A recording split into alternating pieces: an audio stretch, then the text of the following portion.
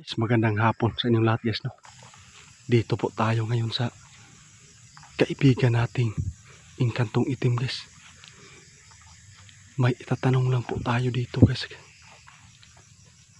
Kung mayroon pa bang lindol na magaganap po ngayong buwan o ngayong taon na ito.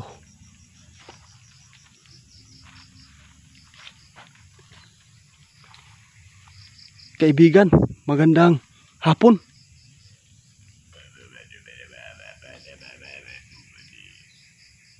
Kaibigan? Ay, salamat. Nandito po ako kaibigan dahil gusto kong malaman sa inyo kung mayroon ka bang nakikita po dito sa amin na mayroon pa bang magaganap na lindol ngayong buwan o ngayong taon na ito.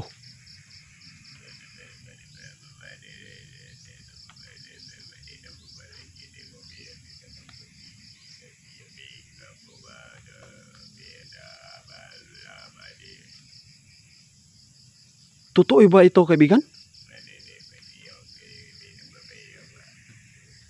Ayon guys, ito yung sinabi ngayon ni kaibigan Inkantong Itim guys, na dili lang yapon ta mukumpiyansa, pero ang nakita lang ni kaibigan dito guys, hindi talaga maiwasan guys, mirong darating talaga na lindol. Ito ba yung the big one na lindol kaibigan?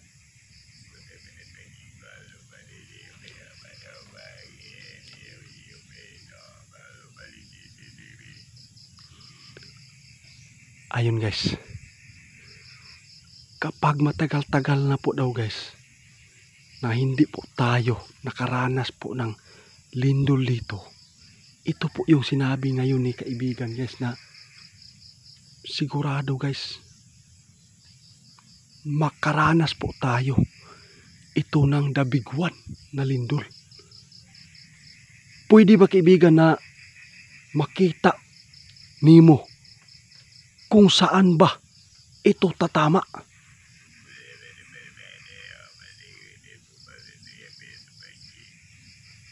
Ano?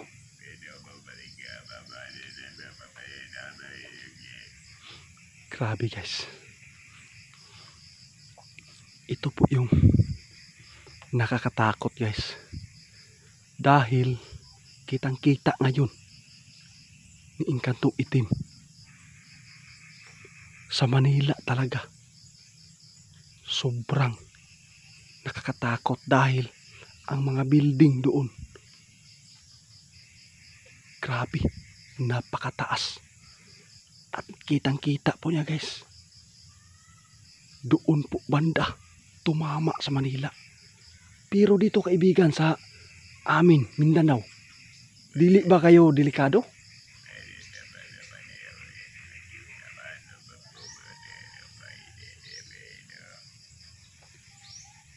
Dili ra daw kaayo guys, makaranas tayo ng the big one na lindol. Pero ang gusto po niya na sana dili lang yapon ta o kumpiyansa, anha pa ba daw ta mo ready kung naana ba ang lindol. Buti na lang hindi po daw tayo nakaranas na yon, dahil nakikita ni kaibigan ngayon sa ibang lugar. Grabe po, maraming nakalas ng mga tao dahil lang po sa mga magnitude. Pila po ito kaibigan?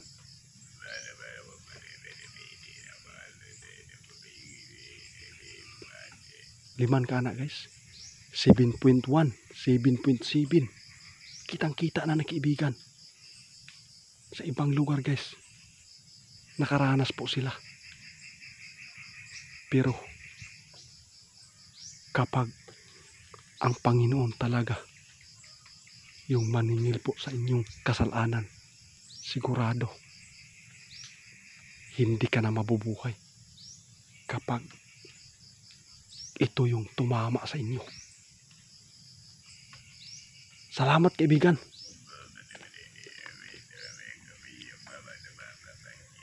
Oo, hindi lang ako ang nakaplano ito na ipatanong po sa inyo.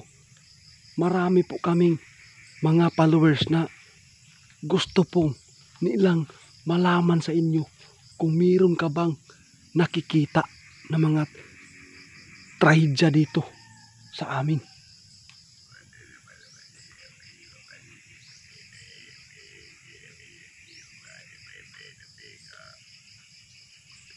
Ayun guys, hindi talaga maiwasan guys na ito tumama na mga trahedya po na umabot po sa atin. Pero ang pagatandaan po natin, dapat magdasal na sana manalangin po tayo sa ating Panginoon. Salamat kaibigan ha.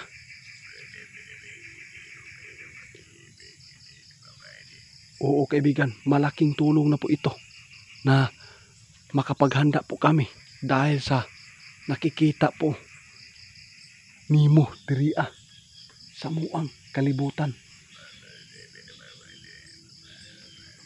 Sobrang napakabait guys.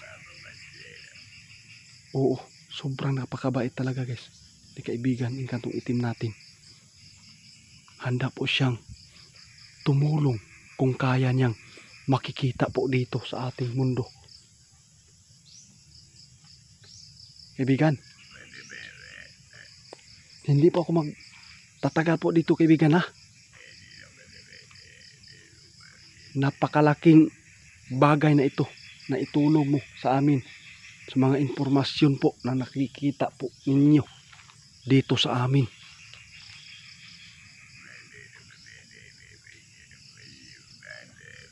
Ha? Talaga? Totoo ba ito kaibigan? Di lang daw tayo magkumpiyansa guys ha. Kay